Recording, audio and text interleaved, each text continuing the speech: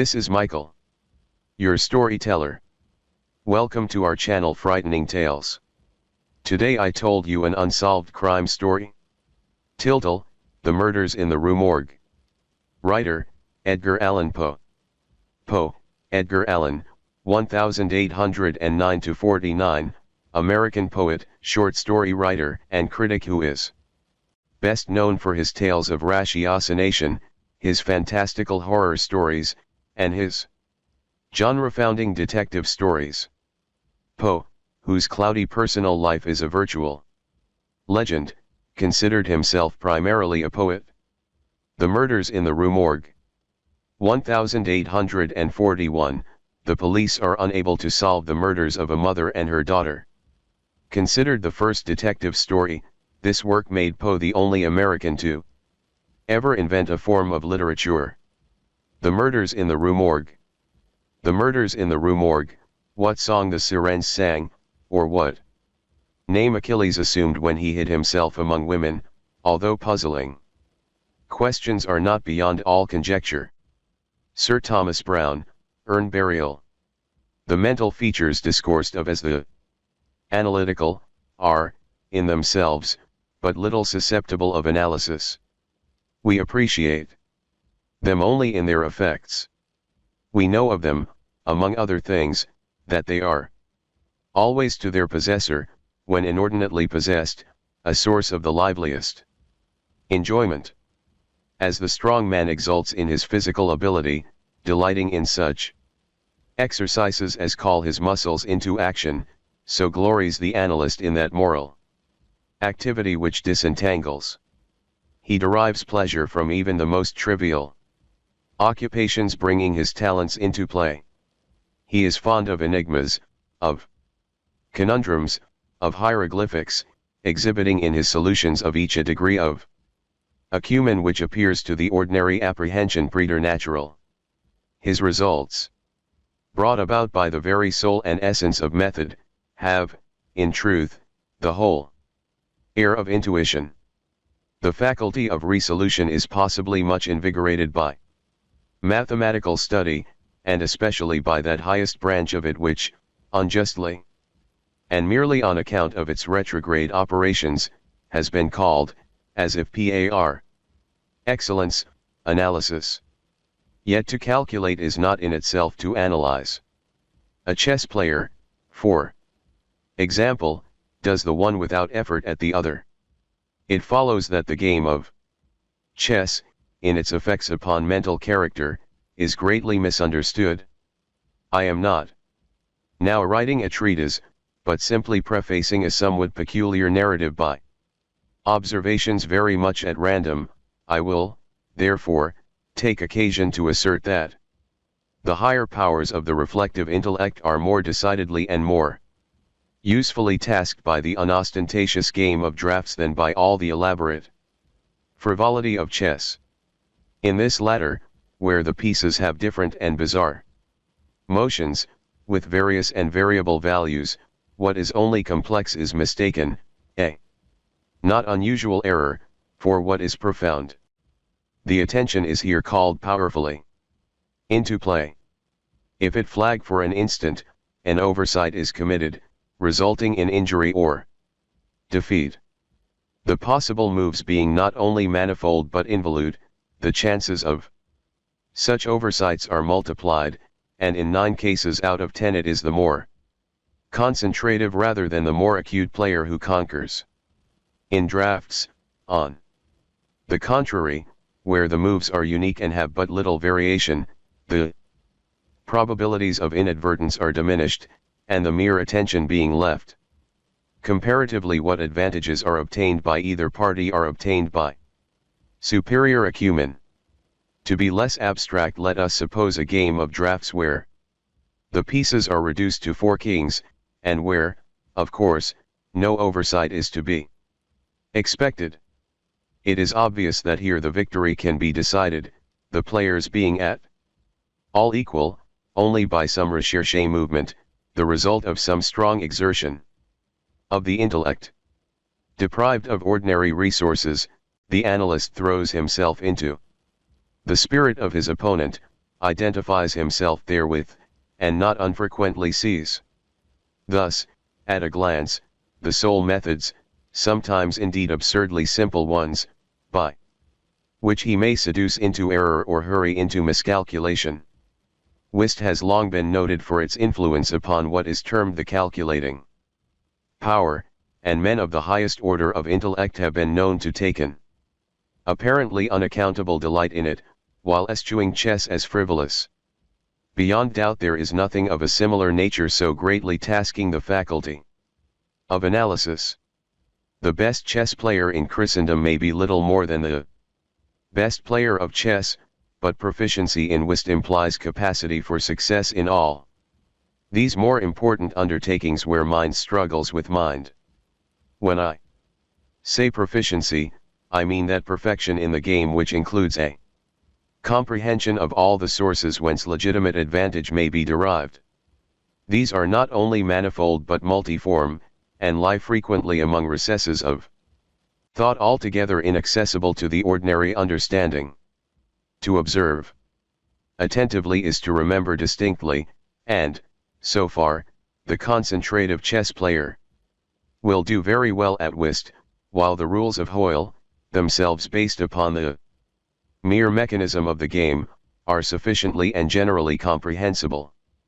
Thus to have a retentive memory, and to proceed by the book, are points commonly regarded as the sum total of good playing.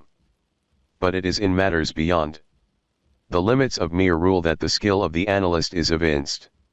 He makes, in silence, a host of observations and inferences. So, perhaps, do his companions. And the difference in the extent of the information obtained, lies not so much in the validity of the inference as in the quality of the observation. The necessary knowledge is that of what to observe. Our player confines himself not at all, nor, because the game is the object, does he reject deductions from things external to the game. He examines the countenance of his partner, comparing it carefully with that of each of his opponents. He considers the mode of assorting the cards in each hand, often counting trump by trump, and honor by honor, through the glances bestowed by their holders upon each. He notes every variation of face as the play progresses, gathering a fund of thought from the differences in the expression of certainty, of surprise, of triumph, or chagrin. From the manner of gathering up a trick he judges whether the person taking it can make another in the suit. He recognizes what is played through feint, by the air with which it is thrown upon the table. A casual or inadvertent word, the accidental dropping or turning of a card, with the accompanying anxiety or carelessness in regard to its concealment, the counting of the tricks, with the order of their arrangement, embarrassment, hesitation, eagerness or trepidation all afford, to his apparently intuitive perception, indications of the true state of affairs. The first 2 or 3 rounds having been played, he is in full possession of the contents of each hand, and thenceforward puts down his cards with as absolute a precision of purpose as if the rest of the party had turned outward the faces of their own. The analytical power should not be confounded with simple ingenuity, for while the analyst is necessarily ingenious, the ingenious man is often remarkably incapable of analysis. The constructive or combining power, by which ingenuity is usually manifested, and which the phrenologists, I believe erroneously, have assigned a separate organ, supposing it a primitive faculty, has been so frequently seen in those whose intellect bordered otherwise upon idiocy, as to have attracted general observation among writers on morals. Between ingenuity and the analytic ability there exists a difference far greater, indeed, than that between the fancy and the imagination, but of a character very strictly analogous. It will found, in fact, that the ingenious are always fanciful, and the truly imaginative never otherwise than analytic. The narrative which follows will appear to the reader somewhat in the light of a commentary upon the propositions just advanced. Residing in Paris during the spring and part of the summer of 18 I there became acquainted with a Monsieur C. Auguste Dupin. This young gentleman was of an excellent, indeed of an illustrious family, but, by a variety of untoward events, had been reduced to such poverty that the energy of his character succumbed beneath it, and he ceased to bestir himself in the world, or to care for the retrieval of his fortunes. By courtesy of his creditors, there still remained in his possession a small remnant of his patrimony, and, upon the income arising from this, he managed, by means of a rigorous economy, to procure the necessaries of life, without troubling himself about its superfluities. Books, indeed, were his sole luxuries, and in Paris these are easily obtained. Our first meeting was at an obscure library in the Rue Montmartre, where the accident of our both being in search of the same very rare and very remarkable volume, brought us into closer communion. We saw each other again and again. I was deeply interested in the little family history which he detailed to me with all that candor which a Frenchman indulges whenever mere self is the theme. I was astonished, too, at the vast extent of his reading, and, above all, I felt my soul enkindled within me by the wild fervor, and the vivid freshness of his imagination. Seeking in Paris the objects I then sought, I felt that the society of such a man would be to me a treasure beyond price, and this feeling I frankly confided to him. It was at length arranged that we should live together during my stay in the city, and as my worldly circumstances were somewhat less embarrassed than his own, I was permitted to be at the expense of renting, and furnishing in a style which suited the rather fantastic gloom of our common temper, a time-eaten and grotesque mansion, long deserted through superstitions into which we did not inquire, and tottering to its fall in a retired and desolate portion of the Faubourg St. Germain. Had the routine of our life at this place been known to the world, we should have been regarded as madmen, although, perhaps, as madmen of a harmless nature. Our seclusion was perfect. We admitted no visitors. Indeed, the locality of our retirement had been carefully kept a secret from my own former associates, and it had been many years since Dupin had ceased to know or be known in Paris. We existed within ourselves alone. It was a freak of fancy in my friend, for what else shall I call it, to be enamored of the night for her own sake, and into this bizarrerie, as into all his others, I quietly fell, giving myself up to his wild whims with a perfect abandon. The sable divinity would not herself dwell with us always, but we could counterfeit her presence. At the first dawn of the morning we closed all the massy shutters of our old building, lighted a couple of tapers which, strongly perfumed, threw out only the ghastliest and feeblest of rays. By the aid of these we then busied our souls in dreams, reading, writing, or conversing, until warned by the clock of the advent of the true darkness. Then we sallied forth into the streets, arm in arm, continuing the topics of the day, or roaming far and wide until a late hour, seeking, amid the wild lights and shadows of the populous city, that infinity of mental excitement which quiet observation can afford. At such times I could not help remarking and admiring, although from his rich ideality I had been prepared to expect it, a peculiar analytic ability in Dupin. He seemed, too, to take an eager delight in its exercise, if not exactly in its display, and did not hesitate to confess the pleasure thus derived. He boasted to me, with a low chuckling laugh, that most men, in respect to himself, wore windows in their bosoms, and was wont to follow up such assertions by direct and very startling proofs of his intimate knowledge of my own His manner at these moments was frigid and abstract, his eyes were vacant in expression, while his voice, usually a rich tenor, rose into a treble which would have sounded petulantly but for the deliberateness and entire distinctness of the enunciation. Observing him in these moods, I often dwelt meditatively upon the old philosophy of the bipart soul, and amused myself with the fancy of a double depan, the creative and the resolvent. Let it not be supposed, from what I have just said, that I am detailing any mystery, or penning any romance. What I have described in The Frenchman, was merely the result of an excited, or perhaps of a diseased intelligence. But of the character of his remarks at the periods in question an example will best convey the idea. We were strolling one night down a long dirty street, in the vicinity of the Palais Royal.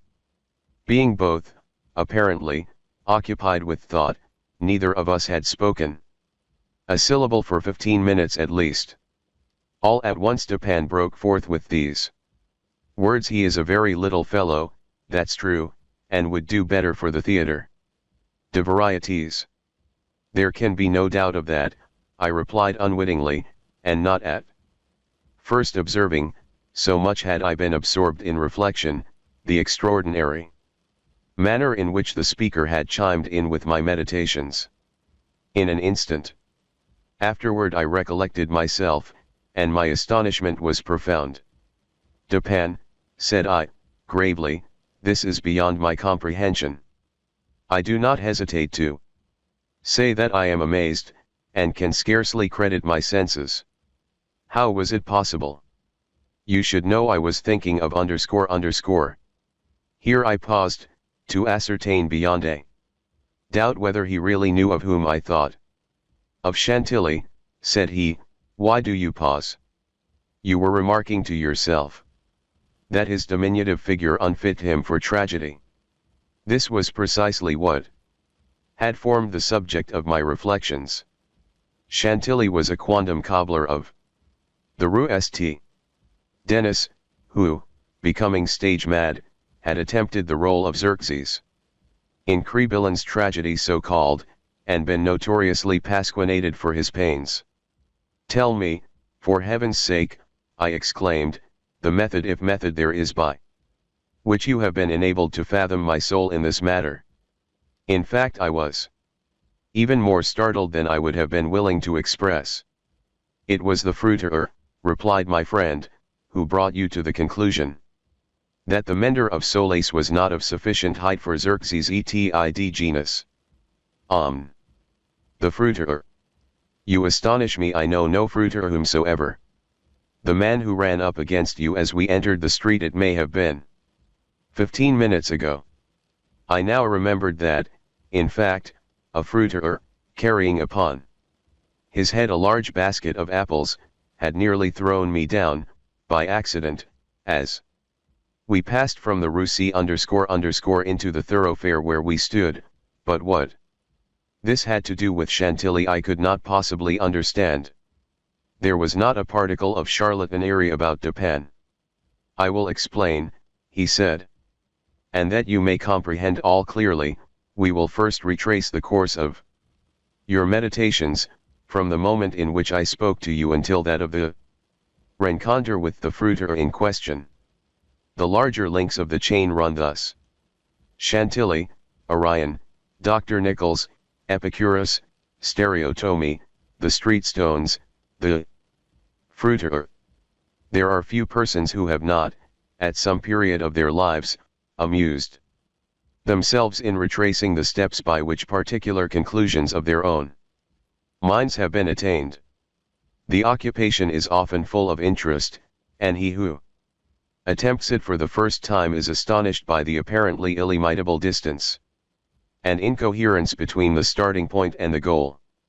What, then, must have been my amazement when I heard the Frenchman speak what he had just spoken, and when I could not help acknowledging that he had spoken the truth. He continued: "We had been talking of horses, if I remember aright, just before leaving the rue C ___. This was the last subject we discussed. As we crossed into this street, a fruiterer, with a large basket upon his head, brushing quickly past us, thrust you upon a pile of paving stones collected at a spot where the causeway is undergoing repair. You stepped upon one of the loose fragments, slipped, slightly strained your ankle, appeared vexed or sulky, muttered a few words, turned to look at the pile, and then proceeded in silence. I was not particularly attentive to what you did, but observation has become with me, of late, a species of necessity. You kept your eyes upon the ground, glancing, with a petulant expression, at the holes and ruts in the pavement, so that I saw you were still thinking of the stones, until we reached the little alley called Lamartine, which has been paved, by way of experiment, with the overlapping and riveted blocks. Here your countenance brightened up, and, perceiving your lips move, I could not doubt that you murmured the word stereotomy, a term very affectedly applied to this species of pavement. I knew that you could not say to yourself stereotomy without being brought to think of atomies, and thus of the theories of Epicurus. And since, when we discussed this subject not very long ago, I mentioned to you how singularly, yet with how little notice, the vague guesses of that noble Greek had met with confirmation in the late nebular cosmogony, I felt that you could not avoid casting your eyes upward to the great nebula in Orion, and I certainly expected that you would do so. You did look up, and I was now assured that I had correctly followed your steps. But in that bitter tirade upon Chantilly, which appeared in yesterday's Musée, the satirist, making some disgraceful allusions to the cobbler's change of name upon assuming the buskin, quoted a Latin line, about which we have often conversed. I mean the line perdidet antiquum litera prima sonum. I had told you that this was in reference to Orion, formerly written Urian, and, from certain pungencies connected with this explanation, I was aware that you could not have forgotten it. It was clear, therefore, that you would not fail to combine the ideas of Orion and Chantilly. That you did combine them, I say, by the character of the smile which passed over your lips. You thought of the poor cobbler's immolation. So far, you had been stooping in your gait, but now I saw you draw yourself up to your full height. I was then sure that you reflected upon the diminutive figure of Chantilly. At this point I interrupted your meditations to remark that as, in fact, he was a very little fellow, that Chantilly he would do better at the Théâtre de Variétés. Not long after this, we were looking over an evening edition of the Gazette de Tribunaux, when the following paragraphs arrested our attention. Extraordinary murders. This morning, about 3 o'clock, the inhabitants of the Quartier St.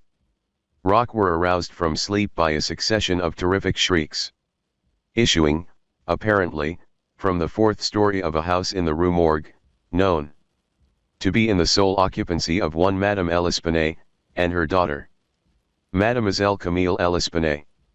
After some delay, occasioned by a fruitless attempt to procure admission in the usual manner, the gateway was broken in with a crowbar, and 8 or 10 of the neighbors entered, accompanied by 2 gendarmes.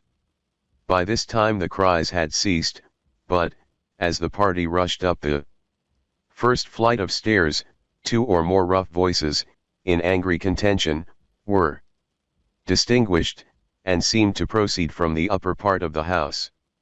As the second landing was reached, these sounds, also, had ceased, and everything remained perfectly quiet. The party spread themselves, and hurried from room to room.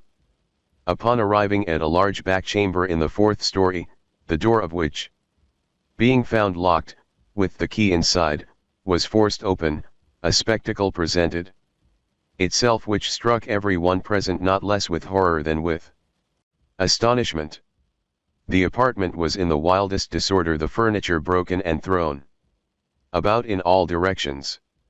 There was only one bedstead, and from this the bed had been removed, and thrown into the middle of the floor. On a chair lay a razor, besmeared with blood. On the hearth were 2 or 3 long and thick tresses of grey human hair, also dabbled in blood, and seeming to have been pulled out by the roots. Upon the floor were found 4 napoleons, an earring of topaz, 3 large silver spoons, 3 smaller of metal d'Alger, and 2 bags, containing nearly 4,000 francs in gold. The drawers of a bureau, which stood in one corner, were open, and had been, apparently, rifled, although many articles still remained in them. A small iron safe was discovered under the bed, not under the bedstead. It was open, with the key still in the door. It had no contents beyond a few old letters, and other papers of little consequence.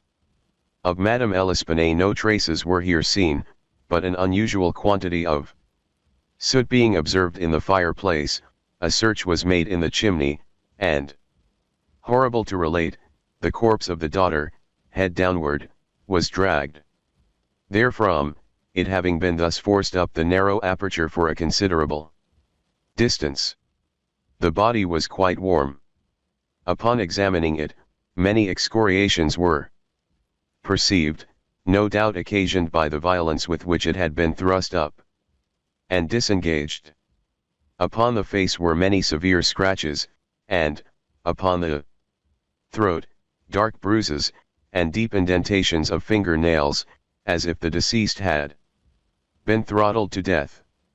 After a thorough investigation of every portion of the house, without farther discovery, the party made its way into a small paved yard in the rear of the building, where lay the corpse of the old lady, with her throat so entirely cut that, upon an attempt to raise her, the head fell off. The body, as well as the head, was fearfully mutilated, the former so much so as scarcely to retain any semblance of humanity. To this horrible mystery there is not as yet, we believe, the slightest clue. The next day's paper had these additional particulars. The tragedy in the Rue Morgue. Many individuals have been examined in relation to this most extraordinary and frightful affair.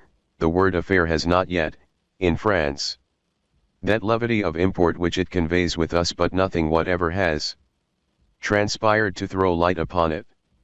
We give below all the material testimony elicited. Pauline Dubourg, laundress, deposes that she has known both the deceased for 3 years, having washed for them during that period. The old lady and her daughter seemed on good terms, very affectionate towards each other. They were excellent pay. Could not speak in regard to their mode or means of living. Believed that Madame L. told fortunes for a living. Was reputed to have money put by. Never met any persons in the house when she called for the clothes or took them home. Was sure that they had no servant in employ. There appeared to be no furniture in any part of the building except in the 4th story. Pierre Moreau, tobacconist, deposes that he has been in the habit of selling small quantities of tobacco and snuff to Madame L'Espanaye for nearly 4 years. Was born in the neighborhood, and has always resided there. The deceased and her daughter had occupied the house in which the corpses were found, for more than 6 years. It was formerly occupied by a jeweler, who underlet the upper rooms to various persons. The house was the property of Madame L. She became dissatisfied with the abuse of the premises by her tenant, and moved into them herself, refusing to let any portion. The old lady was childish. Witness had seen the daughter some 5 or 6 times during the 6 years.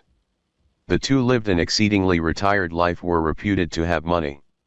Had heard it said among the neighbors that Madame L told fortunes, did not believe it. Had never seen any person enter the door except the old lady and her daughter, a porter once or twice, and a physician some 8 or 10 times. Many other persons, neighbors, gave evidence to the same effect. No one was spoken of as frequenting the house. It was not known whether there were any living connections of Madame L and her daughter. The shutters of the front windows were seldom opened. Those in the rear were always closed, with the exception of the large back room, 4th story. The house was a good house. Very old. Isidore Musette, gendarme, deposes that he was called to the house about 3 o'clock in the morning, and found some 20 or 30 persons at the gateway, endeavoring to gain admittance. Forced it open, at length, with a bayonet, not with a crowbar. Had but little difficulty in getting it open, on account of its being a double or folding gate, and bolted neither at bottom nor top. The shrieks were continued until the gate was forced, and then suddenly ceased. They seemed to be screams of some person, or persons, in great agony, were loud and drawn out, not short and quick. Witness led the way upstairs. Upon reaching the first landing, heard 2 voices in loud and angry contention, the one a gruff voice, the other much shriller, a very strange voice. Could distinguish some words of the former, which was that of a Frenchman. Was positive that it was not a woman's voice. Could distinguish the words sacre and diable. The shrill voice was that of a foreigner. Could not be sure whether it was the voice of a man or of a woman. Could not make out what was said, but believed the language to be Spanish. The state of the room and of the bodies was described by this witness as we described them yesterday. Henry Duval, a neighbor, and by trade a silversmith, deposes that he was one of the party who first entered the house. Corroborates the testimony of Musette in general. As soon as they forced an entrance, they reclosed the door, to keep out the crowd, which collected very fast, notwithstanding the lateness of the hour. The shrill voice, the witness thinks, was that of an Italian. Was certain it was not French. Could not be sure that it was a man's voice. It might have been a woman's. Was not acquainted with the Italian language. Could not distinguish the words, but was convinced by the intonation that the speaker was an Italian. Knew Madame L and her daughter. Had conversed with both frequently. Was sure that the shrill voice was not that of either of the deceased. Odenheimer, restaurateur. This witness volunteered his testimony. Not speaking French, was examined through an interpreter. Is a native of Amsterdam. Was passing the house at the time of the shrieks. They lasted for several minutes. Probably 10. They were long and loud, very awful and distressing. Was one of those who entered the building. Corroborated the previous evidence in every respect but one. Was sure that the shrill voice was that of a man, of a Frenchman. Could not distinguish the words uttered. They were loud and quick. Unequal, spoken apparently in fear as well as in anger. The voice was harsh. Not so much shrill as harsh. Could not call it a shrill voice. The gruff voice said repeatedly sacre, diable, and once mon Dieu. Jules Mignaud, banker, of the firm of Mignaud et Fils, Rue de Lorraine. Is the elder Mignaud. Madame L'Espanaye had some property. Had opened an account with his baking house. In the spring of the year, 8 years previously. Made frequent deposits in small sums. Had checked for nothing until the 3rd day before her death, when she took out in person the sum of 4,000 francs. This sum was paid in gold, and a Clerk sent home with the money. Adolphe Le Bon, clerk to Mignot et Fils, deposes that on the day in question, about noon, he accompanied Madame L'Espanaye to her residence with the 4,000 francs, put up in 2 bags. Upon the door being opened, Mademoiselle L appeared and took from his hands one of the bags, while the old lady relieved him of the other. He then bowed and departed. Did not see any person in the street at the time. It is a by-street very lonely. William Bird, tailor, deposes that he was one of the party who entered the house. Is an Englishman. Has lived in Paris 2 years. Was one of the first to ascend the stairs. Heard the voices in contention. The gruff voice was that of a Frenchman. Could make out several words, but cannot now remember all. Heard distinctly. Sacre and mon Dieu. There was a sound at the moment as if of several persons. Struggling, a scraping and scuffling sound. The shrill voice was very loud. Louder than the gruff one. Is sure that it was not the voice of an Englishman. Appeared to be that of a German. Might have been a woman's voice. Does not understand German. 4 of the above-named witnesses, being recalled, deposed that the door of the chamber in which was found the body of Mademoiselle L was locked on the inside when the party reached it. Everything was perfectly silent, no groans or noises of any kind. Upon forcing the door no person was seen. The windows, both of the back and front room, were down and firmly fastened from within. A door between the 2 rooms was closed, but not locked. The door leading from the front room into the passage was locked, with the key on the inside. A small room in the front of the house, on the 4th story, at the head of the passage, was open, the door being ajar. This room was crowded with old beds, boxes, and so forth. These were carefully removed and searched. There was not an inch of any portion of the house which was not carefully searched. Sweeps were sent up and down the chimneys. The house was a 4-story one, with garrets, mansardes. A trapdoor on the roof was nailed down very securely, did not appear to have been opened for years. The time elapsing between the hearing of the voices in contention and the breaking open of the room door, was variously stated by the witnesses. Some made it as short as 3 minutes, some as long as 5. The door was opened with difficulty. Alfonso Garcio, undertaker, deposes that he resides in the Rue Morgue.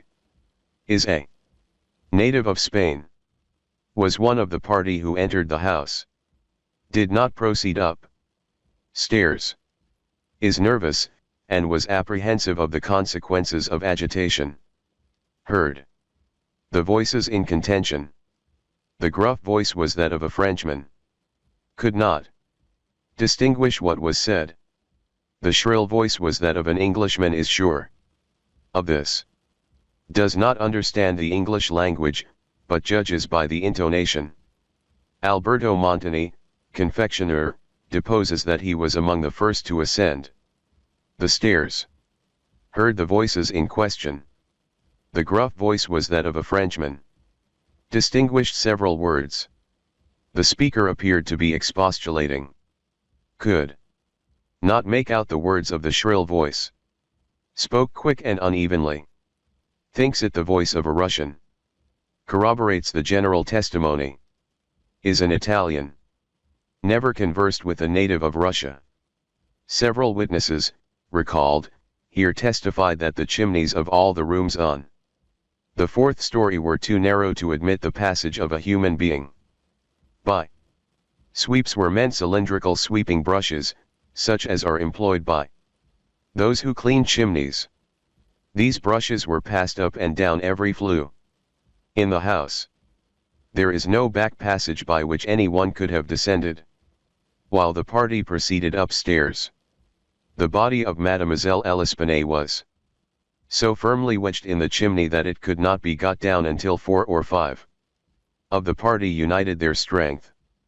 Paul Dumas, physician, deposes that he was called to view the bodies about daybreak. They were both then lying on the sacking of the bedstead in the chamber where Mademoiselle L was found. The corpse of the young lady was much bruised and excoriated. The fact that it had been thrust up the chimney would sufficiently account for these appearances. The throat was greatly chafed. There were several deep scratches just below the chin, together with a series of livid spots which were evidently the impression of fingers. The face was fearfully discolored, and the eyeballs protruded. The tongue had been partially bitten through. A large bruise was discovered upon the pit of the stomach, produced, apparently, by the pressure of a knee. In the opinion of M. Dumas, Mademoiselle L'Espanaye had been throttled to death by some person or persons unknown. The corpse of the mother was horribly mutilated. All the bones of the right leg and arm were more or less shattered. The left tibia much splintered, as well as all the ribs of the left side. Whole body dreadfully bruised and discolored. It was not possible to say how the injuries had been inflicted. A heavy club of wood, or a broad bar of iron, a chair, any large, heavy, and obtuse weapon would have produced such results, if wielded by the hands of a very powerful man. No woman could have inflicted the blows with any weapon. The head of the deceased, when seen by witness, was entirely separated from the body, and was also greatly shattered. The throat had evidently been cut with some very sharp instrument, probably with a razor. Alexander Etienne, surgeon, was called with M. Dumas to view the bodies. Corroborated the testimony, and the opinions of M. Dumas. Nothing farther of importance was elicited, although several other persons were examined. A murder so mysterious, and so perplexing in all its particulars, was never before committed in Paris, if indeed a murder has been committed at all. The police are entirely at fault. An unusual occurrence in affairs of this nature. There is not, however, the shadow of a clue apparent. The evening edition of the paper stated that the greatest excitement continued in the Quartier St. Roch, that the premises in question had been carefully researched, and fresh examinations of witnesses instituted, but all to no purpose. A postscript, however, mentioned that Adolphe Le Bon had been arrested and imprisoned, although nothing appeared to criminate him, beyond the facts already detailed. Dupin seemed singularly interested in the progress of this affair, at least so I judged from his manner, for he made no comments. It was only after the announcement that Le Bon had been imprisoned, that he asked me my opinion respecting the murders.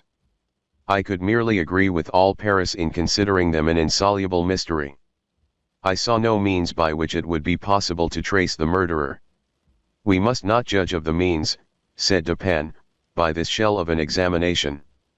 The Parisian police, so much extolled for acumen, are cunning, but no more. There is no method in their proceedings, beyond the method of the moment. They make a vast parade of measures, but, not unfrequently, these are so ill adapted to the objects proposed, as to put us in mind of Monsieur Jourdain's calling for his robe de chambre pour mieux entendre la musique. The results attained by them are not unfrequently surprising, but, for the most part, are brought about by simple diligence and activity. When these qualities are unavailing, their schemes fail. Vidocq, for example, was a good guesser, and a persevering man. But, without educated thought, he erred continually by the very intensity of his investigations. He impaired his vision by holding the object too close. He might see, perhaps, one or two points with unusual clearness, but in so doing he, necessarily, lost sight of the matter as a whole. Thus there is such A thing as being too profound. Truth is not always in a well. In fact, as regards the more important knowledge, I do believe that she is invariably superficial. The depth lies in the valleys where we seek her, and not upon the mountain tops, where she is found. The modes and sources of this kind of error are well typified in the contemplation of the heavenly bodies. To look at a star by glances, to view it in a sidelong way, by turning toward it the exterior portions of the retina, more susceptible of feeble impressions of light than the interior, is to behold the star distinctly, is to have the best appreciation of its luster, a luster which grows dim just in proportion as we turn our vision fully upon it. A greater number of rays actually fall upon the eye in the latter case, but, in the former, there is the more refined capacity for comprehension. By undue profundity we perplex and enfeeble thought, and it is possible to make even Venus herself vanish from the firmament by a scrutiny too sustained, too concentrated, or too direct. As for these murders, let us enter into some examinations for ourselves, before we make up an opinion respecting them. An inquiry will afford us amusement. I thought this an odd term, so applied, but said nothing, and, besides, Le Bon once rendered me a service for which I am not ungrateful. We will go and see the premises with our own eyes. I know G__, the prefect of police, and shall have no difficulty in obtaining the necessary permission. The permission was obtained, and we proceeded at once to the Rue Morgue. This is one of those miserable thoroughfares which intervene between the Rue Richelieu and the Rue St. Roch. It was late in the afternoon when we reached it. As this quarter is at a great distance from that in which we resided, the house was readily found, for there were still many persons gazing up at the closed shutters, with an objectless curiosity, from the opposite side of the way. It was an ordinary Parisian house, with a gateway, on one side of which was a glazed watchbox, with a sliding panel in the window, indicating a loge de concierge. Before going in we walked up the street, turned down an alley, and then, again turning, passed in the rear of the building de Pan, meanwhile, examining the whole neighborhood, as well as the house, with a minuteness of attention for which I could see no possible object.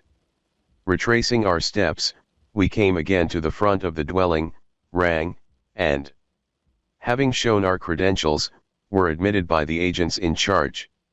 We went upstairs into the chamber where the body of Mademoiselle L'Espanaye had been found, and where both the deceased still lay.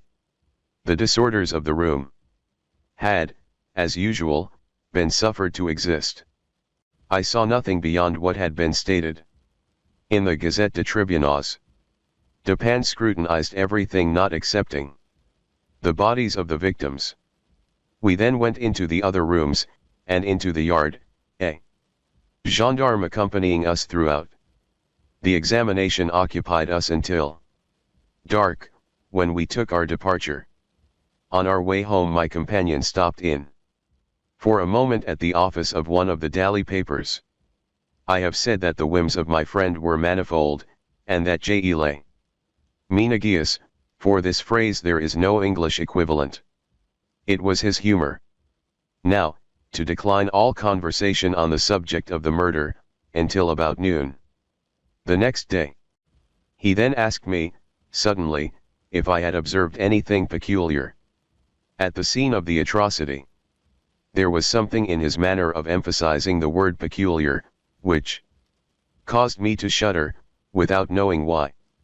No, nothing peculiar, I said, nothing more, at least, than we both saw stated in the paper.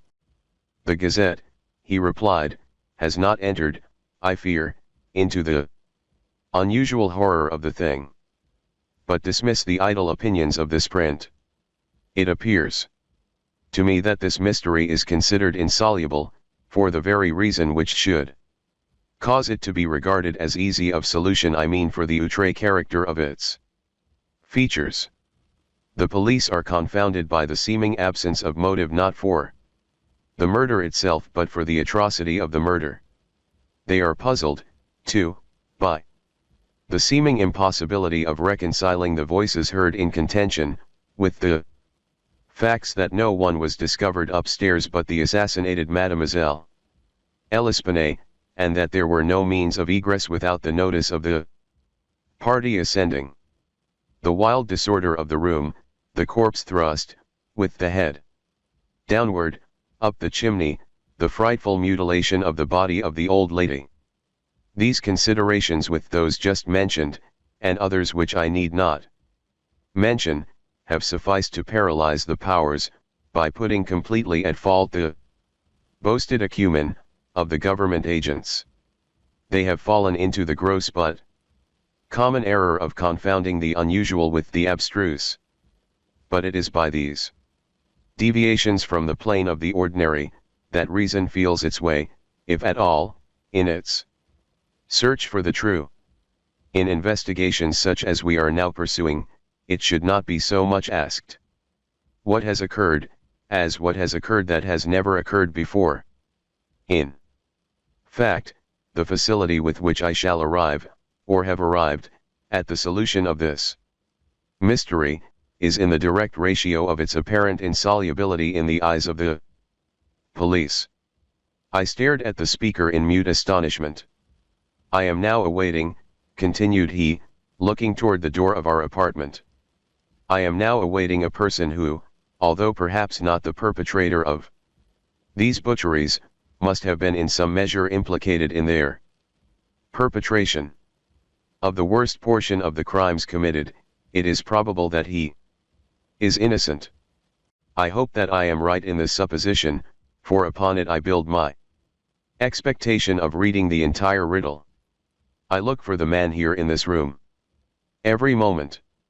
It is true that he may not arrive, but the probability is that he will. Should he come, it will be necessary to detain him. Here are pistols, and we both know how to use them when occasion demands their use.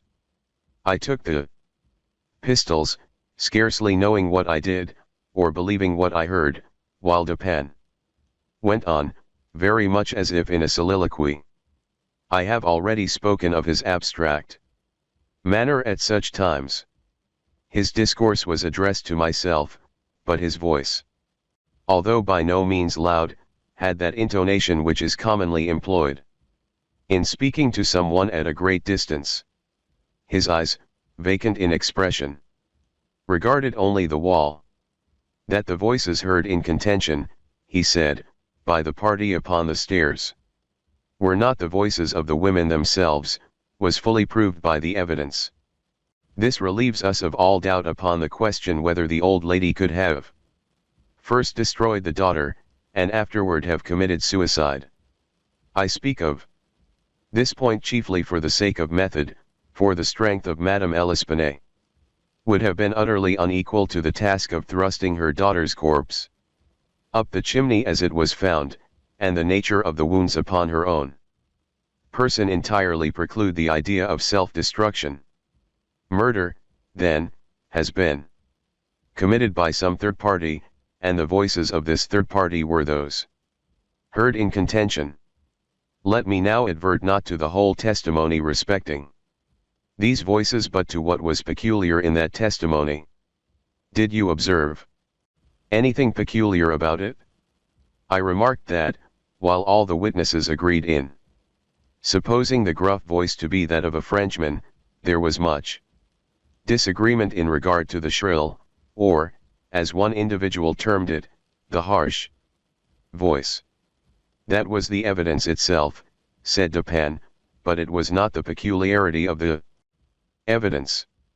You have observed nothing distinctive. Yet there was something to be observed.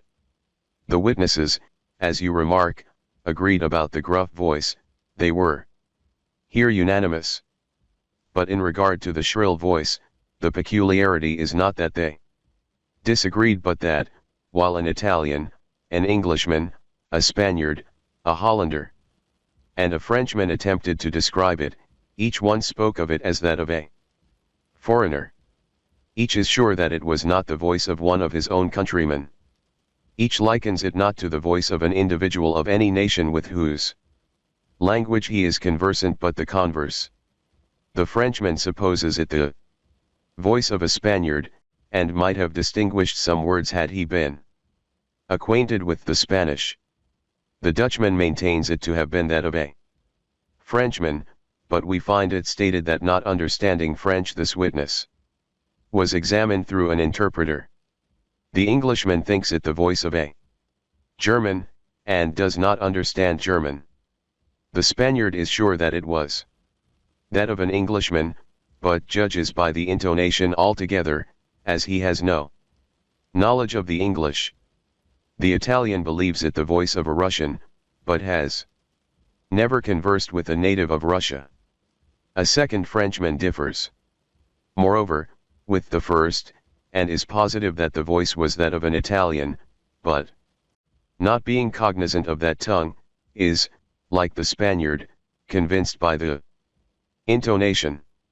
Now, how strangely unusual must that voice have really been, about which such testimony as this could have been elicited, in whose tones, even denizens of the 5 great divisions of Europe could recognize nothing familiar.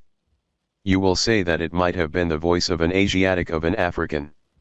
Neither Asiatics nor Africans abound in Paris, but, without denying the inference, I will now merely call your attention to 3 points. The voice is termed by one witness harsh rather than shrill. It is represented by 2 others to have been quick and unequal. No words, no sounds resembling words were by any witness mentioned as distinguishable. I know not, continued Dupin, what impression I may have made, so far, upon your own understanding, but I do not hesitate to say that legitimate deductions even from this portion of the testimony, the portion respecting the gruff and shrill voices, are in themselves sufficient to engender a suspicion, which should give direction to all farther progress in the investigation of the mystery. I said legitimate deductions, but my meaning is not thus fully expressed. I design to imply that the deductions are the sole proper ones, and that the suspicion arises inevitably from them as the single result.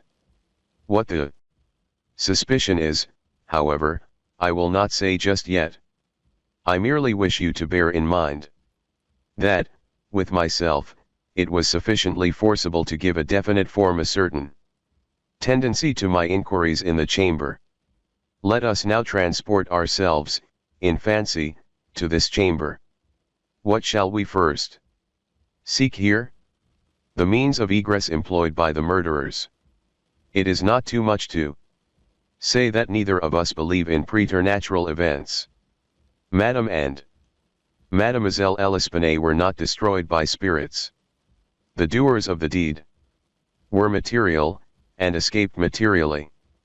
Then how? Fortunately, there is but one mode of reasoning upon the point, and that mode must lead us to a definite decision. Let us examine, each by each, the possible means of egress. It is clear that the assassins were in the room where Mademoiselle L'Espanaye was found, or at least in the room adjoining, when the party ascended the stairs. It is then only from these 2 apartments that we have to seek issues. The police have laid bare the floors, the ceilings, and the masonry of the walls, in every direction. No secret issues could have escaped their vigilance. But, not trusting to their eyes, I examined with my own. There were, then, no secret issues. Both doors leading from the rooms into the passage were securely locked, with the keys inside. Let us turn to the chimneys. These, although of ordinary width for some 8 or 10 feet above the hearths, will not admit, throughout their extent, the body of a large cat. The impossibility of egress, by means already stated, being thus absolute, we are reduced to the windows.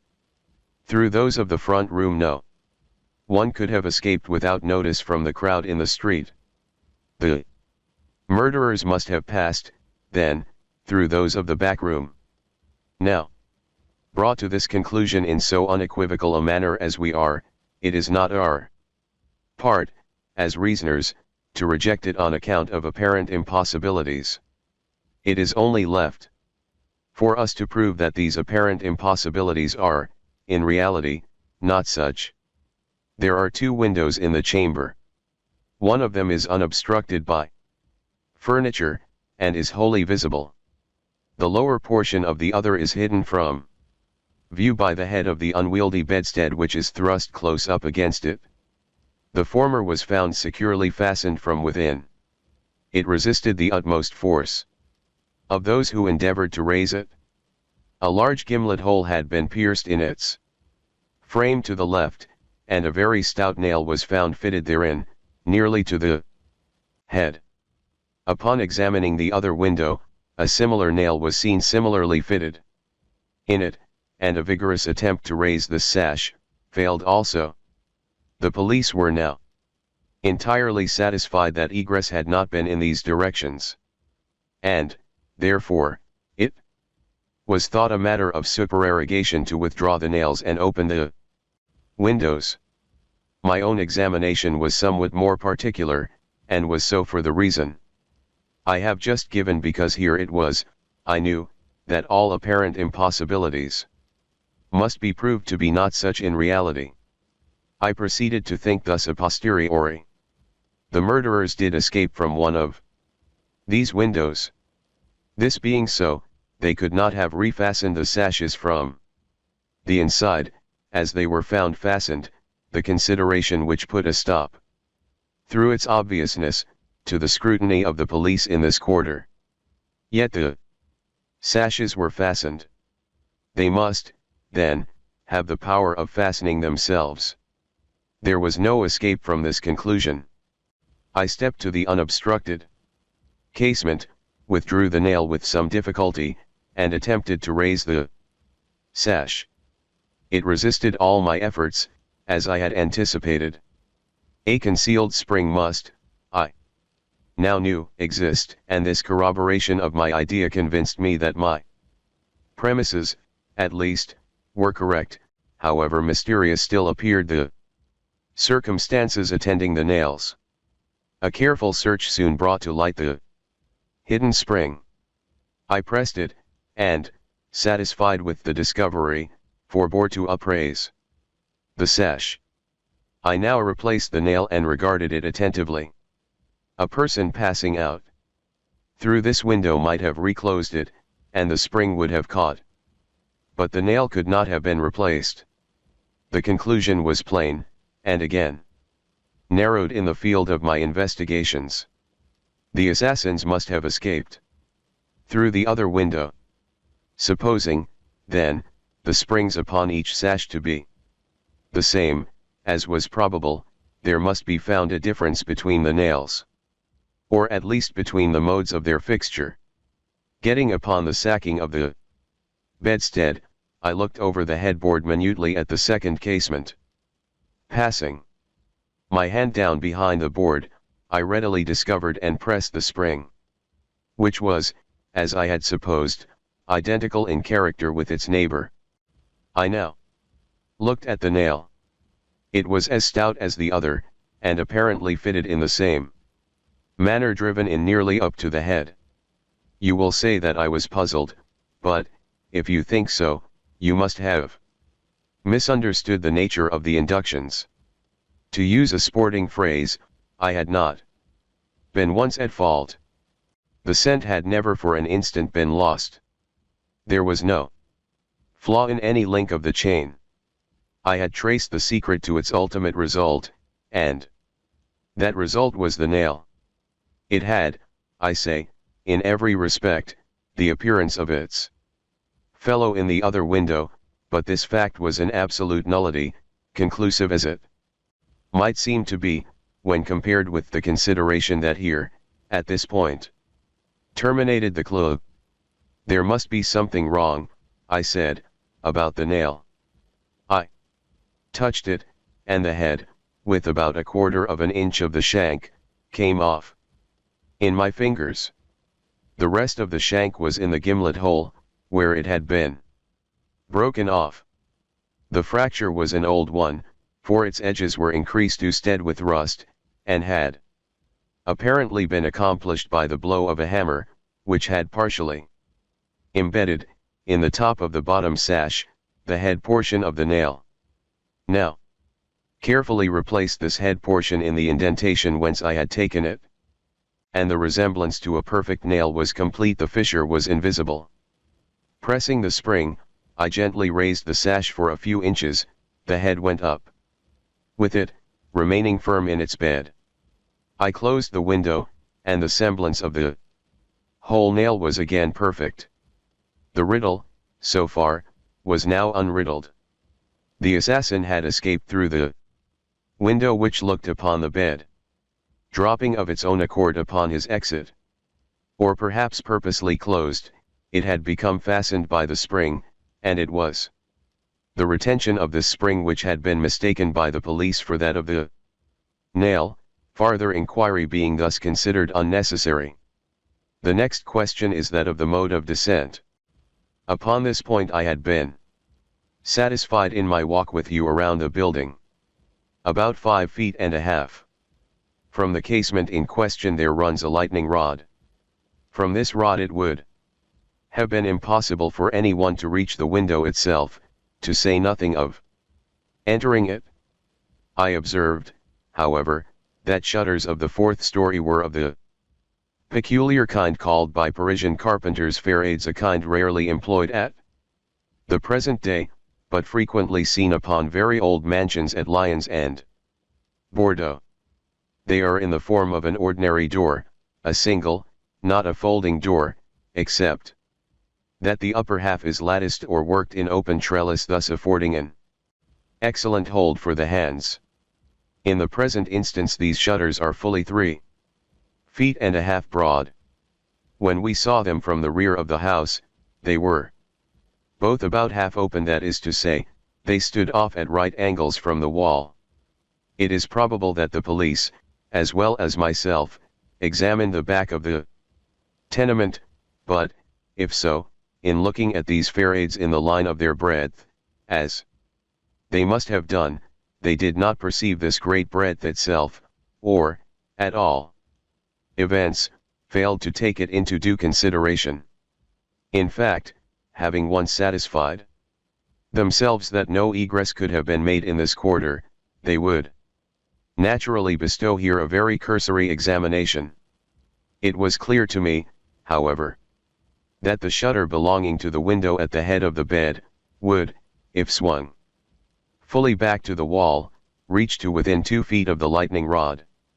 It was also evident that, by exertion of a very unusual degree of activity and courage, an entrance into the window, from the rod, might have been thus effected.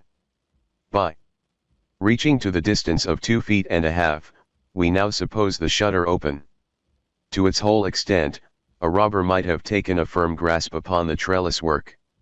Letting go, then, his hold upon the rod, placing his feet securely against the wall, and springing boldly from it, he might have swung the shutter so as to close it, and, if we imagine the window open at the time, might have swung himself into the room. I wish you to bear especially in mind that I have spoken of a very unusual degree of activity as requisite to success in so hazardous and so difficult a feat.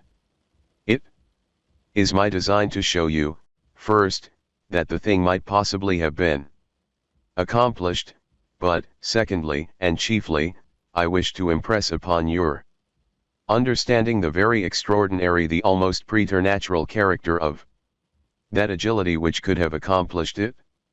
You will say, no doubt, using the language of the law, that to make out my case I should rather undervalue, than insist upon a full estimation of the activity required in this matter.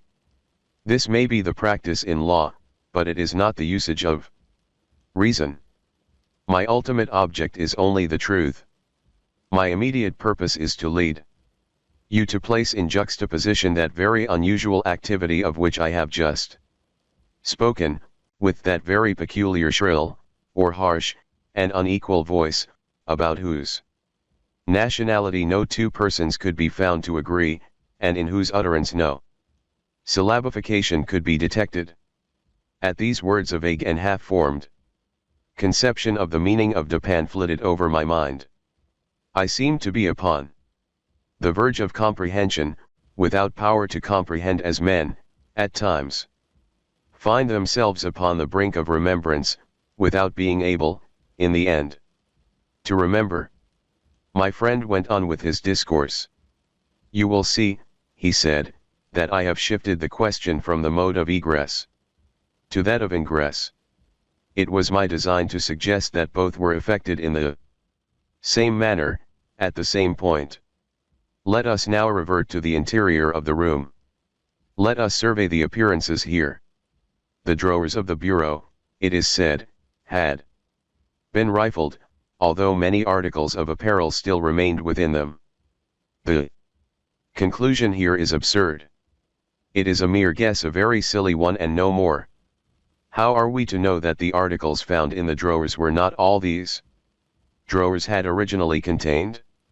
Madame L'Espanaye and her daughter lived an exceedingly retired life, saw no company, seldom went out, had little use for numerous changes of habiliment. Those found were at least of as good quality as any likely to be possessed by these ladies. If a thief had taken any, why did he not take the best? Why did he not take all? In a word, why did he abandon 4,000 francs in gold to encumber himself with a bundle of linen? The gold was abandoned. Nearly the whole sum mentioned by Monsieur Mignaud, the banker, was discovered, in bags, upon the floor. I wish you, therefore, to discard from your thoughts the blundering idea of motive, engendered in the brains of the police by that portion of the evidence which speaks of money delivered at the door of the house.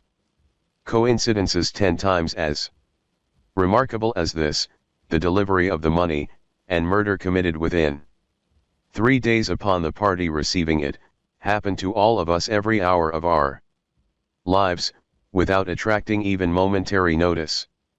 Coincidences, in general, are great stumbling blocks in the way of that class of thinkers who have been educated to know nothing of the theory of probabilities, that theory to which the most glorious objects of human research are indebted for the most glorious of illustration. In the present instance, had the gold been gone, the fact of its delivery 3 days before would have formed something more than a coincidence. It would have been corroborative of this idea of motive.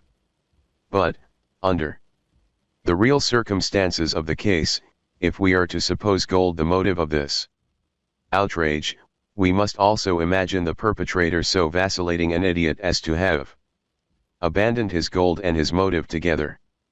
Keeping now steadily in mind the points to which I have drawn your attention, that peculiar voice, that unusual agility, and that startling absence of motive in a murder so singularly atrocious as this, let us glance at the butchery itself.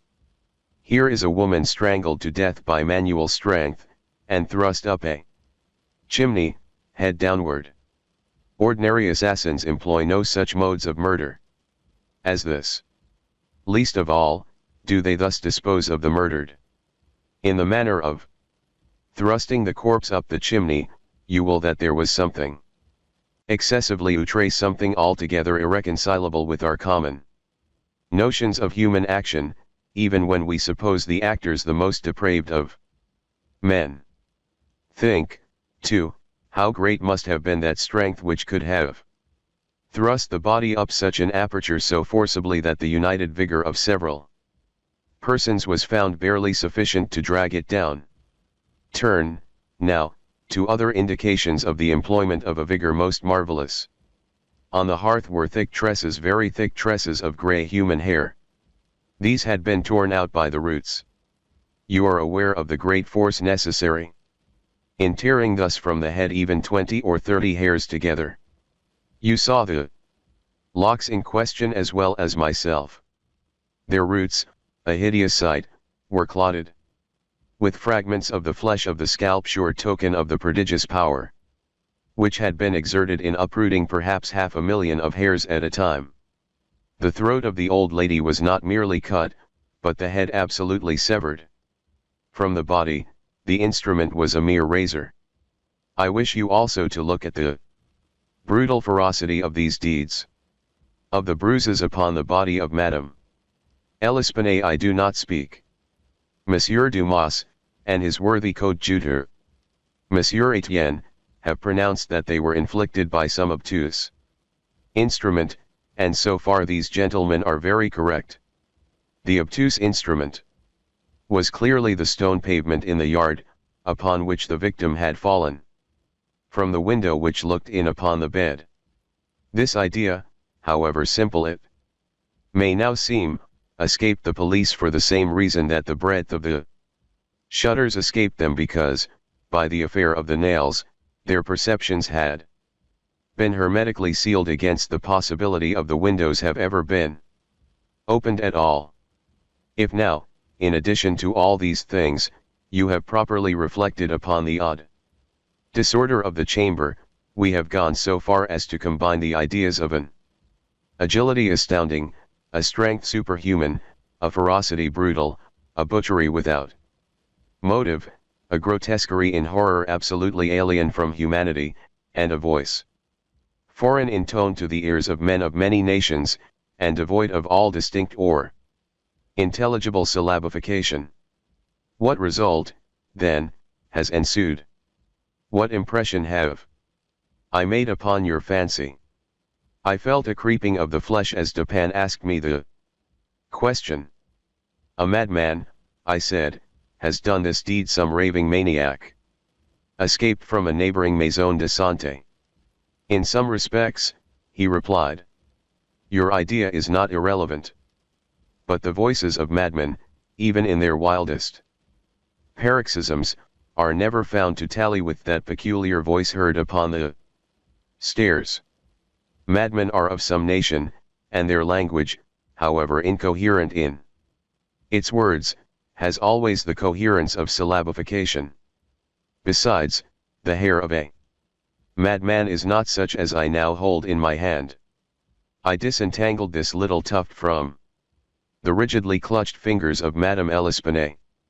Tell me what you can make of it, Dupin. I said, completely unnerved, this hair is most unusual, this is no human hair.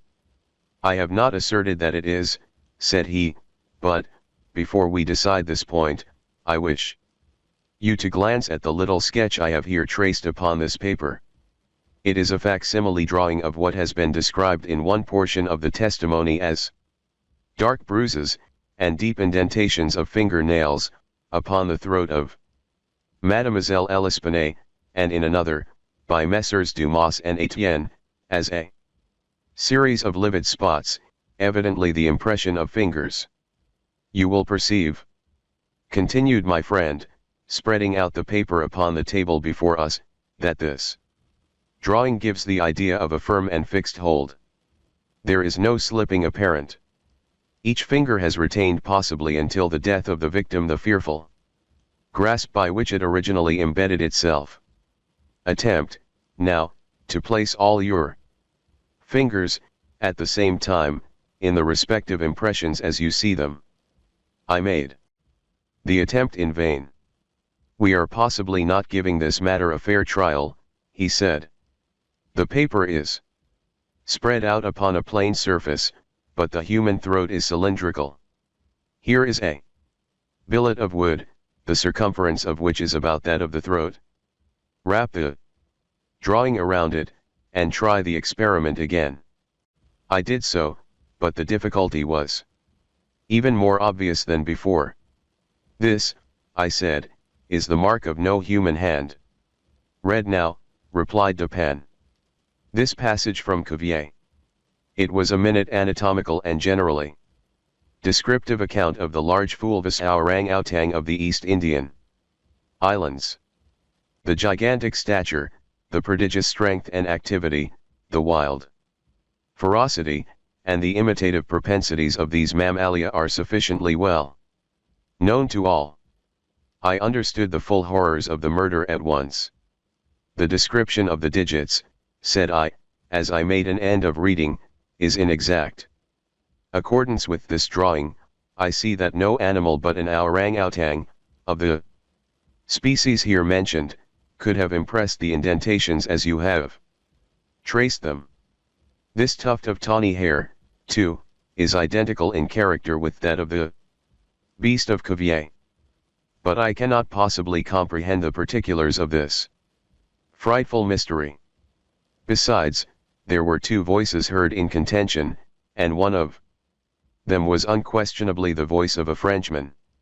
True, and you will remember an expression attributed almost unanimously, by the evidence, to this voice, the expression, mon Dieu.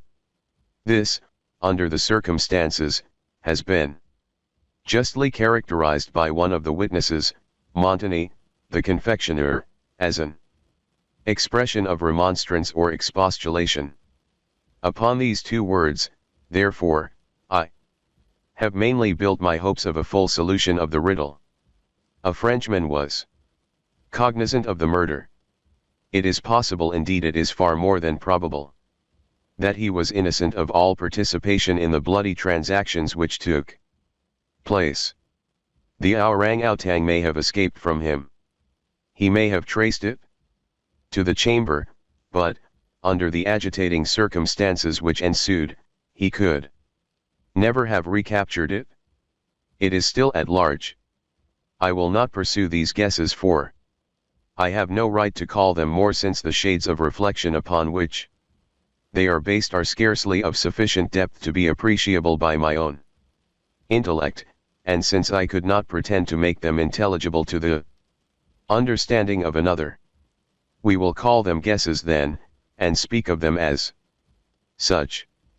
If the Frenchman in question is indeed, as I suppose, innocent of this atrocity, this advertisement, which I left last night, upon our return home, at the office of Le Monde, a paper devoted to the shipping interest, and much sought by sailors, will bring him to our residence.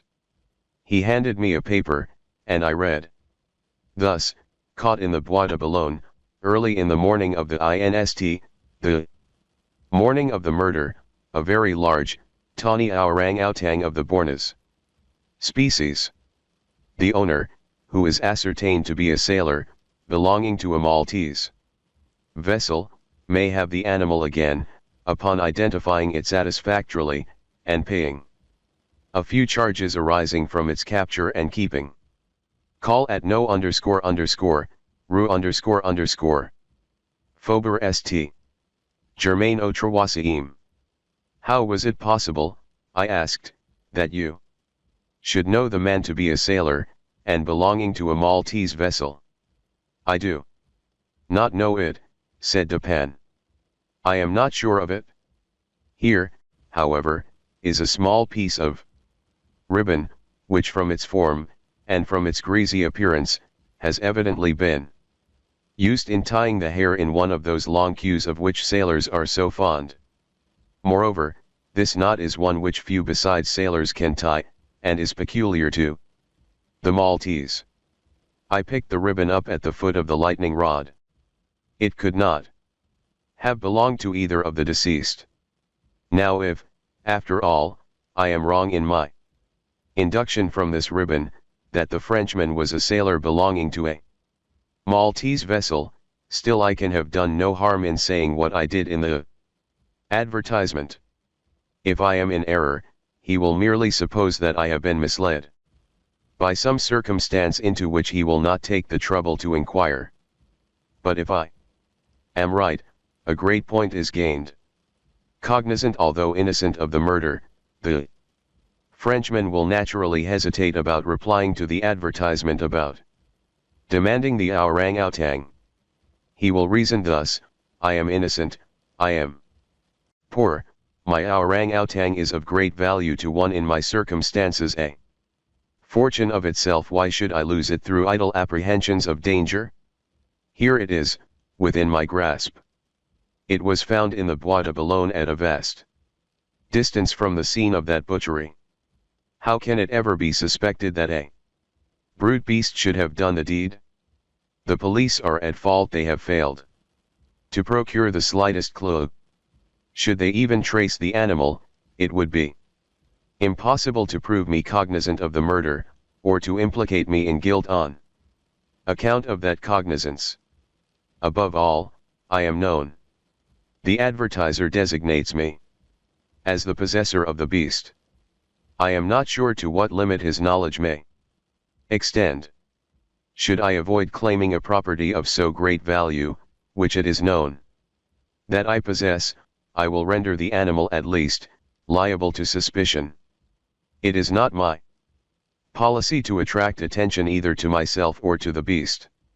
I will answer the advertisement, get the orang-outang, and keep it close until this matter has blown over. At this moment we heard a step upon the stairs. Be ready, said Dupin, with your pistols, but neither use them nor show them until at a signal from myself. The front door of the house had been left open, and the visitor had entered without ringing, and advanced several steps upon the staircase. Now, however, he seemed to hesitate. Presently we heard him descending.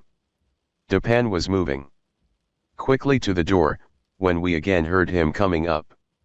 He did not turn back a second time, but stepped up with decision and rapped at the door of our chamber. Come in, said Dupin, in a cheerful and hearty tone. A man entered. He was a sailor, evidently, a tall, stout, and muscular-looking person, with a certain daredevil expression of countenance, not altogether unprepossessing. His face, greatly sunburnt, was more than half hidden by whisker and mustachio. He had with him a huge oaken cudgel, but appeared to be otherwise unarmed. He bowed awkwardly, and bade us good evening, in French accents, which, although somewhat neufchatelish, were still sufficiently indicative of a Parisian origin. Sit down, my friend, said Dupin. I suppose you have called about the orang-outang. Upon my word, I almost envy you the possession of him, a remarkably fine, and no doubt a very valuable animal. How old do you suppose him to be? The sailor drew a long breath, with the air of a man relieved of some intolerable burden, and then replied, in an assured tone, I have no way of telling, but he can't be more than 4 or 5 years old. Have you got him here? Oh no, we had no conveniences for keeping him here. He is at a livery stable in the Rue Dubourg, just by. You can get him in the morning. Of course you are prepared to identify the property. To be sure I am, sir. I shall be sorry to part with him, said Dupin. I don't mean that you should be at all this trouble for nothing, sir, said the man. Couldn't expect it. I am very willing to pay a reward for the finding of the animal, that is to say, anything in reason. Well, replied my friend, that is all very fair, to be sure. Let me think. What should I have? Oh, I will tell you. My reward shall be this. You shall give me all the information in your power about these murders in the Rue Morgue. Dupin said the last words in a very low tone, and very quietly. Just as quietly, too, he walked toward the door, locked it, and put the key in his pocket. He then drew a pistol from his bosom, and placed it, without the least flurry, upon the table. The sailor's face flushed up as if he were struggling with suffocation. He started to his feet and grasped his cudgel, but the next moment he fell back into his seat, trembling violently, and with the countenance of death itself. He spoke not a word. I pitied him from the bottom of my heart. "My friend," said Dupin, in a kind tone, "you are alarming yourself. Unnecessarily you are indeed. We mean you no harm whatever. I pledge you the honor of a gentleman, and of a Frenchman, that we intend you no injury. I perfectly well know that you are innocent of the atrocities in the Rue Morgue. It will not do, however, to deny that you are in some measure implicated in them. From what I have already said, you must know that I have had means of information about this matter, means of which you could never have dreamed. Now the thing stands thus. You have done nothing which you could have avoided, nothing, certainly, which renders you culpable. You were not even guilty of robbery, when you might have robbed with impunity. You have nothing to conceal. You have no reason for concealment. On the other hand, you are bound by every principle of honor to confess all you know. An innocent man is now imprisoned, charged with that crime of which you can point out the perpetrator." The sailor had recovered his presence of mind, in a great measure, while Dupin uttered these words, but his original boldness of bearing was all gone. "So help me God," said he, after a brief pause, "I will tell you all I know about this affair, but I do not expect you to believe one half I say. I would be a fool, indeed, if I did. Still, I am innocent, and I will make a clean breast if I die for it." What he stated was, in substance, this. He had lately made a voyage to the Indian archipelago. A party, of which he formed one, landed at Borneo, and passed into the interior on an excursion of pleasure. Himself and a companion had captured the orang-outang. This companion dying, the animal fell into his own exclusive possession. After great trouble, occasioned by the intractable ferocity of his captive during the home voyage, he at length succeeded in lodging it safely at his own residence in Paris, where, not to attract toward himself the unpleasant curiosity of his neighbors, he kept it carefully secluded, until such time as it should recover from a wound in the foot, received from a splinter on board ship. His ultimate design was to sell it. Returning home from some sailor's frolic on the night, or rather in the morning of the murder, he found the beast occupying his own bedroom, into which it had broken from a closet adjoining, where it had been, as was thought, securely confined. Razor in hand, and fully lathered, it was sitting before a looking-glass, attempting the operation of shaving, in which it had no doubt previously watched its master through the keyhole of the closet. Terrified at the sight of so dangerous a weapon in the possession of an animal so ferocious, and so well able to use it, the man, for some moments, was at a loss what to do. He had been accustomed, however, to quiet the creature, even in its fiercest moods, by the use of a whip, and to this he now resorted. Upon sight of it, the orang-outang sprang at once through the door of the chamber, down the stairs, and thence through a window, unfortunately open, into the street. The Frenchman followed in despair, the ape, razor still in hand, occasionally stopping to look back and gesticulate at its pursuer, until the latter had nearly come up with it. It then again made off. In this manner the chase continued for a long time. The streets were profoundly quiet, as it was nearly 3 o'clock in the morning. In passing down an alley in the rear of the Rue Morgue, the fugitives' attention was arrested by a light gleaming from the open window of Madame L'Espanaye's chamber, in the 4th story of her house. Rushing to the building, it perceived the lightning rod, clambered up with inconceivable agility, grasped the shutter, which was thrown fully back against the wall, and, by its means, swung itself directly upon the headboard of the bed. The whole feat did not occupy a minute. The shutter was kicked open again by the orang-outang as it entered the room.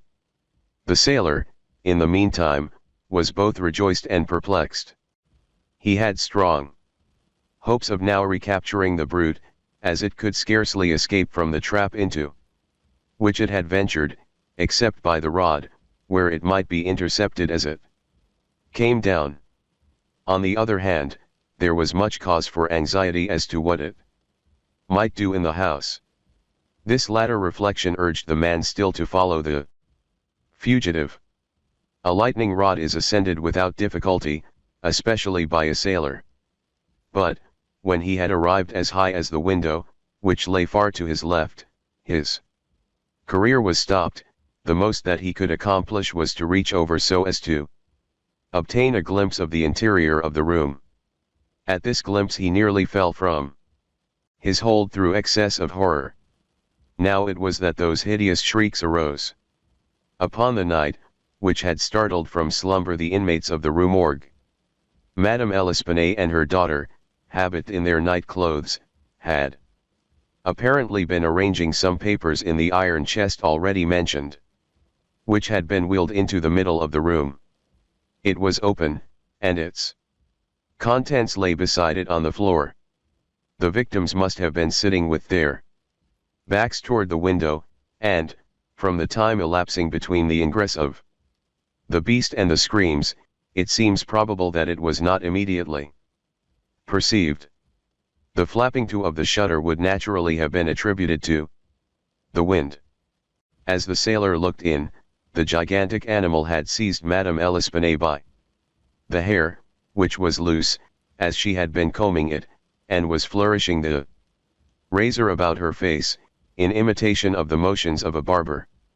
The daughter lay prostrate and motionless. She had swooned.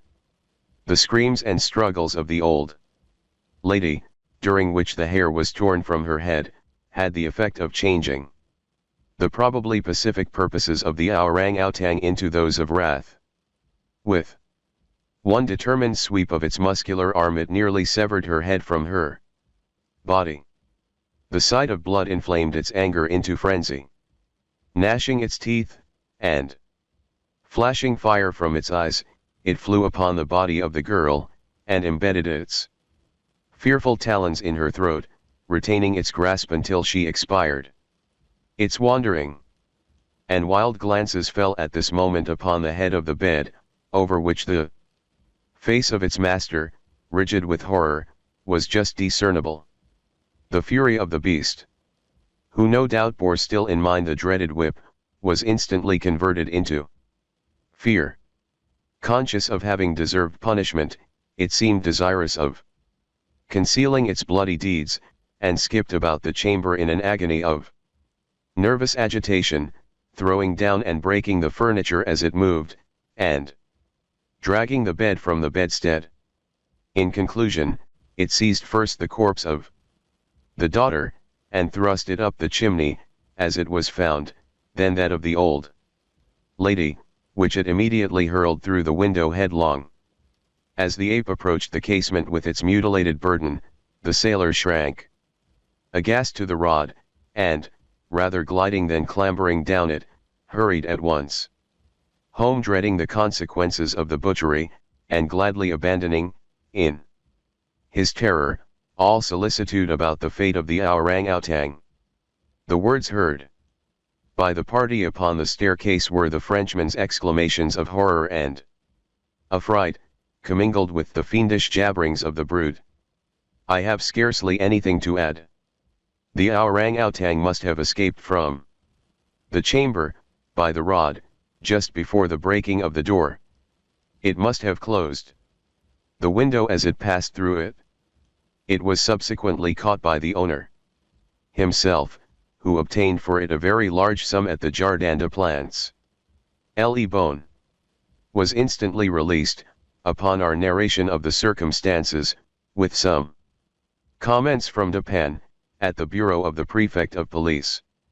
This functionary, however well disposed to my friend, could not altogether conceal his chagrin at the turn which affairs had taken, and was fain to indulge in a sarcasm or two about the propriety of every person minding his own business. "Let them talk," said Dupin, who had not thought it necessary to reply.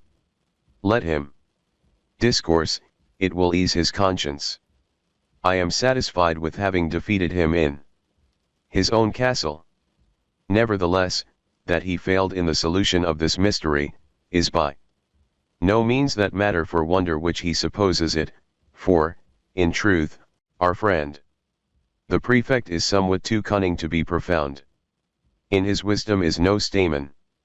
It is all head and no body, like the pictures of the goddess Laverna, or, at best, all head and shoulders, like a codfish.